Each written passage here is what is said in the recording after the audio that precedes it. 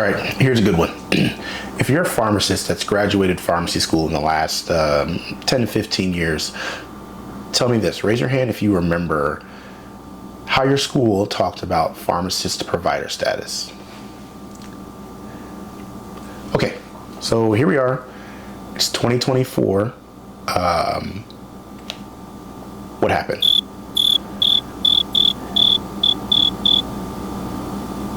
Yeah. I feel the same way. So stay tuned to find out why I feel like we've been kind of tricked, or at least we're having very one-sided conversations about pharmacist provider status.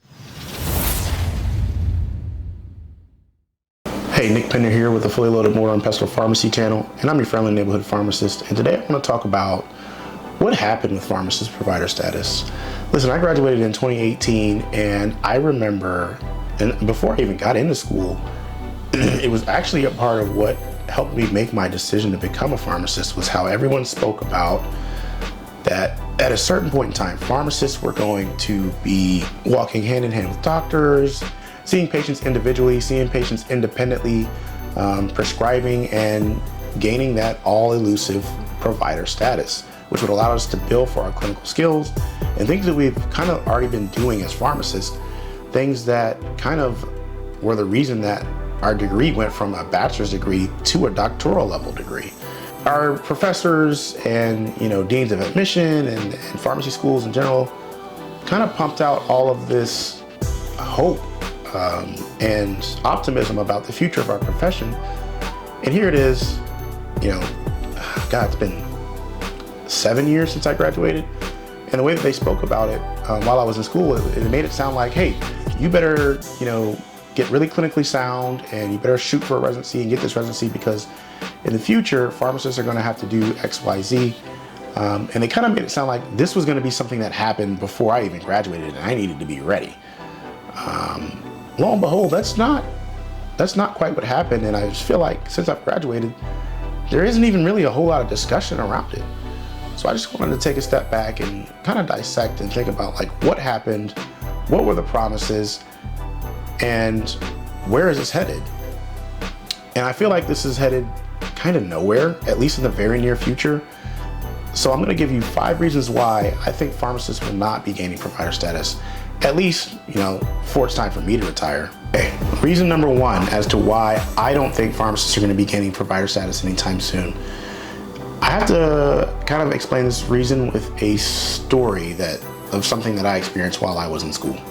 So my school was really big on interdisciplinary practice, and because this was the model, the patient-centered care model that was going forward, we were kind of one of the first classes that was going to be rolling out this newer model.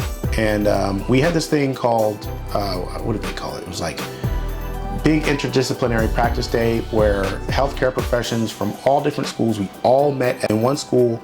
There was like thousands of students there, even more faculty. And we basically got to work up patient cases in this effort to kind of promote for the entire new generation of healthcare professionals interdisciplinary practice. There were case managers there were nurses, nurse practitioners, doctors, PAs. Every healthcare profession you could think of was here. Now, at the end of this experience, there was a panel up there, and the panel consisted of, people who were the top of their field, in that same model of the healthcare team. So there's a physician, pharmacist, nurses, nurse practitioners, physician assistants, et cetera, et cetera. And of course, like I had been being told the entire time I was in pharmacy school, was like, hey, pharmacists are going to be getting provider status and we'll be able to do X, Y, Z. And my experience at the interdisciplinary day was not that. And so I was kind of wondering, there was a little mismatch in my mind. I was like, well, maybe I should ask about that here in front of all these other healthcare professionals. And I also felt like, hey, my professors would be proud of me asking this question here in front of everyone, to kind of promote this thing, or to have that conversation going in front of thousands of people. And so I was one of the lucky few that was actually chosen to be able to stand up and ask my question. We were at a major university, by the way. And when I asked my question, I asked the panel how they felt about pharmacist provider status. And boy, did I get an answer. And an answer that kind of changed the way I felt about it. just by observation. So the person who answered the question was not a pharmacist, right? As a matter of fact, a pharmacist kind of stepped up to answer, but the medical director, the person in charge of the whole team, almost like held her back, like, wait a minute, I got this one. And so he stands up and he proceeds to kind of berate the profession of pharmacy and our training. He essentially says, you know, this is beyond your scope. Your training is not adequate in order for you to step into that role. You don't really need that. You know, your role is already well defined. I don't think it's something that should happen in this model. And there I got my answer. Yeah, I was kind of embarrassed. And then I kind of looked around for a little support, and it was almost like none of my professors would make eye contact with me. So I kind of felt like, wait, did you know that this is how everyone felt? Because I was a student, I was naive, I didn't know. But yeah, after that I got that feeling, and that was kind of the last time I really thought really hard about pharmacist provider status. Fast forward 10 years, that's my first reason as to why I don't think it's gonna happen in the near future, because look, other healthcare professionals don't want it.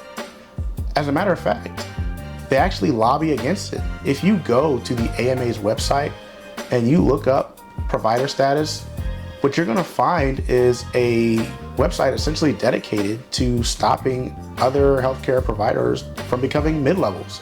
They don't like the idea of mid-level. As a matter of fact, their term for it is scope creep. They have an entire campaign, hashtag stop scope creep. It's on the AMA website, you can look at it.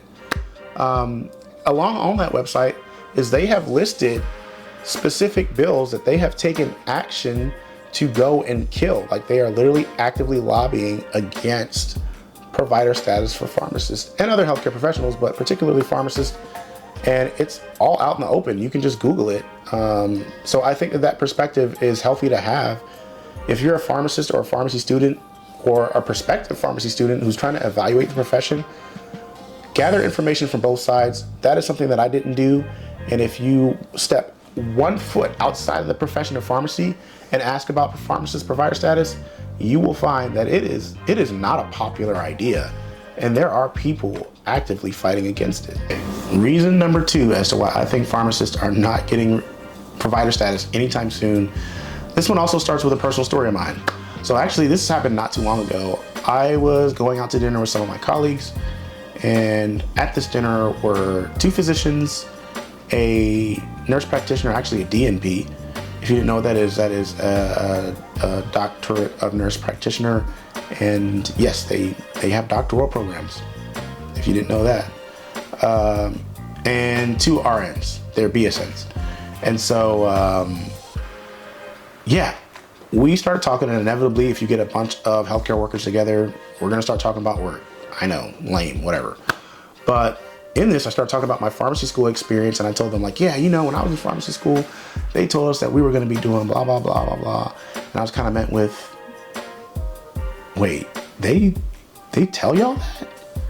And I was like, yeah, they do. And they kind of went on to, you know, tell me about, oh yeah, they told us we were gonna be doing the same things. And I was like, I bet they do. And after doing some digging and research, you can see, I'm gonna link the Pharmacy Times article so that you can read them for yourself about how they kind of talked about what pharmacists could be doing in this new patient care centered healthcare model, and how we're gonna fill these roles in medication therapy management, diabetes education, you know, discharge counseling, transitional counseling, all these clinical roles that popped up, med recs, and off-site testing, right? Being able to get labs tested, chronic disease state management. And don't get me wrong, there are definitely pharmacists who currently do these things. There are ambulatory care pharmacists who do that. But while we were being told these things, so was all of nursing. And what's required to bill for these things is, you guessed it, provider status. And guess who already has provider status? Nurses. So they have provider status under several different nursing designations. They have APRNs, which is an advanced practitioner registered nurse, and NPs. And once, like I mentioned earlier, if you don't already know, they already have a doctoral level program for nursing. And so it just seems more likely that if you have a trained pharmacist and a trained nurse who already has provider status, who are you going to tailor the healthcare model after? Who already has more access to those billing codes? Who already has access to the patient? It's going to be the nurse. It's not such an uphill battle to have a nurse or a PA or an APRN trained to fill those roles. And in fact, that's what I've personally been seeing happen on the street, right? For my hospital, we used to have an ER pharmacist. They dissolved that position and hired more nurse practitioners. There used to be cardiology pharmacists. Our diabetes self-management educator is a nurse. A lot of these clinical roles that were supposed to be going to pharmacists are now nursing. Nurses do med rec in my hospital. Nurses do discharge counseling in my hospital. So as pharmacists, we kind of held on to this idea because we felt like, we were the only people who could teach about medications to do these things. We were the only people who were qualified, and that just wasn't the truth. It's what our betters told us. And then if you look at those articles, you can also see who's writing each article. So when you look at the Pharmacy Times article, you can see there are only pharmacists writing and contributing to those articles. When you go to the nursing articles, once again, I'm going to link them. You'll see that some of them are nurses, some of them are physicians that are either reviewing, contributing, or writing these articles.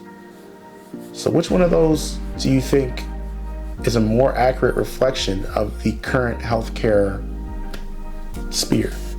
Reason number 3 why I think that pharmacists are not going to be getting provider status anytime soon is the law. So listen, if you watched my previous MPJE video, you know that I have probably read more pharmacy law than I care to remember.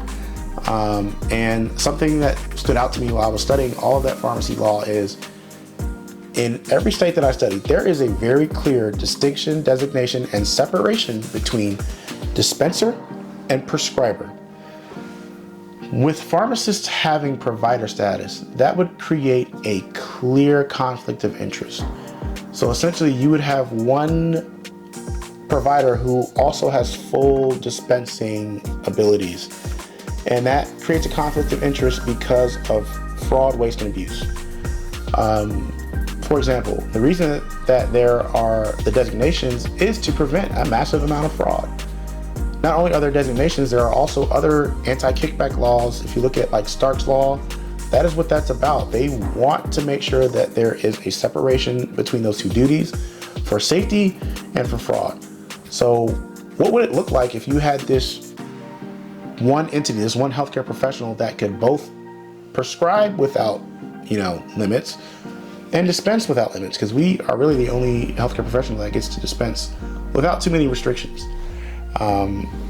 So what would that look like? That prevents a huge complication for law.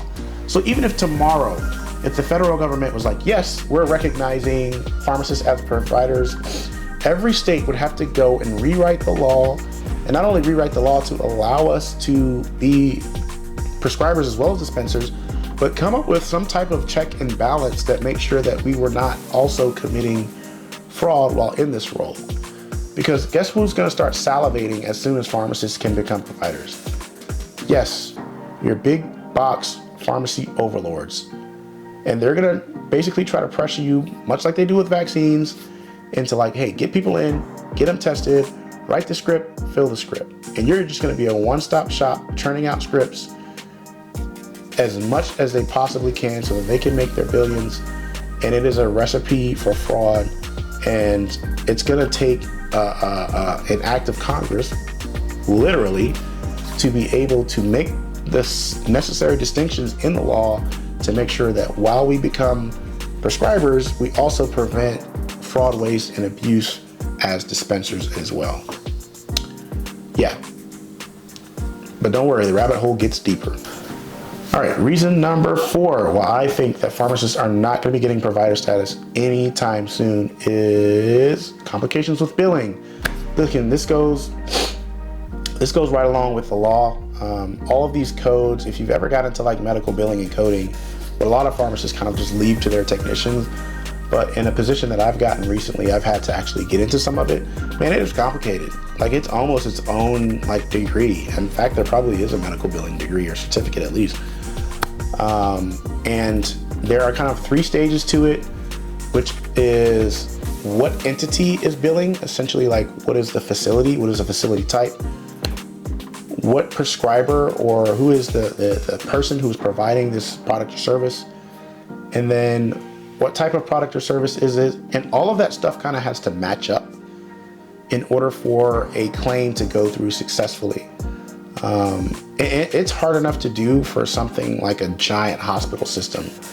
I mean, I don't know if you've ever had experience dealing with some of these billing departments, but it's complicated to say the least. And for pharmacy, most of our billing is actually tied to the entity of a pharmacy, not necessarily our licenses. So even when you do vaccines and MTMs and you do tests at your pharmacy, that's all tied to your pharmacy, not necessarily you as the pharmacist. So that's another hurdle that we'll have to jump over even after we get provider status, is cleaning up the billing. You know, who do we bill under?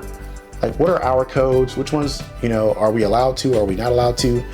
I mean, this is like easily another, you know, half a decade to a decade worth of work to get all this figured and straightened out with each separate like healthcare plan to where it's actually universal. I mean, yeah, not to say that it can't be done, because it's been done for other healthcare professionals, but we're a long way away from it actually being done. All right, reason number 5, and my last reason that I feel like pharmacists are not going to be gaining provider status anytime soon is good old patient perception. I think when we talk as pharmacists about pharmacist provider status, we always talk about how capable we are, how smart we are, how we can do a great job at it. And all those things are true. As a matter of fact, there are studies showing that pharmacists are amazing at reducing the cost of healthcare, the overall cost and burden of healthcare when we are put in those positions. But we never stop to ask ourselves, is this something that patients want? I remember doing MTMs for a little bit, and even that, the patients were a little uncomfortable with me calling. I think it might throw a patient off if they went to go see their pharmacist for a non-pharmacy thing, like getting a checkup for their hypertension or something like that. If you haven't been paying attention lately, we've kind of lost our status as the most trusted healthcare provider. Guess to who? To nurses. And all of the COVID stuff for the past few years, thank God we're kind of over a lot of it now, also really damaged our reputation with the general public. Right, wrong, or indifferent over the vaccine issue, right? Like, we were kind of at the forefront of making sure that people got those vaccines, and everybody didn't feel like that was a great thing to be doing. And we kind of had to be the face of that. And you can probably look through YouTube or other media channels where you see people walking into pharmacies and like questioning pharmacists about like, hey, what's in this vaccine? And we're just like, listen, man, I get paid to do this. It's not, I really don't have a choice. I have to do this. Because the reality was we didn't have a ton of data to report back to anyone or to really explain what we were doing. We were at the beck and call of the organizations that we work for. But nonetheless, it may be a barrier. So those are the reasons why I think we are not going to be getting provider status anytime soon. But even outside of that, I have some thoughts on this, and my thoughts are probably not going to be very popular in the pharmacist community. I think if you came to me right now, if there was a button that I could push right now that would give pharmacists provider status tomorrow, I wouldn't hit it. And the reason why is because just think about for a second what that would actually look like if we had pharmacist provider status right now. Think about it. And when I thought about it, I think it would look a lot like how vaccines look right now. I think it looked a lot like how MTMs look right now. I think it would look like how diabetes self-management courses and lab testing for pharmacists look right now. It just becomes another duty that gets stacked on to some poor retail pharmacist, in a big box store that is not really benefiting us. We're not getting extra staffing for it. We're not getting extra pay for it. I think that we have way bigger fish to fry in our career field. And I think, and until we address things that are as simple as like working conditions, fair pay, and quite frankly, this may seem like an extreme idea, but ownership. I feel like pharmacists need to be owners of pharmacies again. This is the only way to actually permanently reverse some of the trends that we're seeing in our field. We may win a small battle here and there. Like I remember everyone celebrating when CVS and Walgreens finally allowed people to take lunch breaks for real. Like straight up close the pharmacy. I get to like sit down for 30 minutes, lunch breaks. To me, that wasn't like a major victory because we just hand the keys right back to them. And they can decide on the next awful thing that they want to do. So yeah, I just think we have way bigger fish to fry before we add another duty that's just going to be gobbled up by the big guys and pushed down to other pharmacists to the point that we look around and we say, man, I don't even like being a provider. That's what's going to happen if we get pharmacist provider status tomorrow. So I'm on the side of fix the PBM issue, fix our ownership issue. We need to have a say-so in how these pharmacies and companies are ran as pharmacists. If not, pharmacist provider status, I'm afraid won't mean anything or won't even change the field that much. All right, so there you have it. Those are my 5 reasons why I think pharmacist provider status isn't coming anytime soon. Once again, I think if you are really looking forward to that, there are still ways for you to actually fill one of those roles. It's going to be a long walk and a tough road, but you should look into that. Look in getting some of those certificates or training, or even maybe doing a residency. And you can get an ambulatory care position in one of the states that actually does allow it. I know California's a big one. I think there are some other states here and there that actually do, allow pharmacists to engage in some of those practices. But as far as having it large scale, I really don't see it happening in the next, 10, 20 years. There's at least, in this video, I think I pointed out at least 10 years of work that needs to be done on it before it's even, possible. There it is. Like, comment, subscribe. Let me know what you think. Do you disagree? Do you feel like this is, closer than we think? I'd love to hear what your take on it. And until the next time, peace out.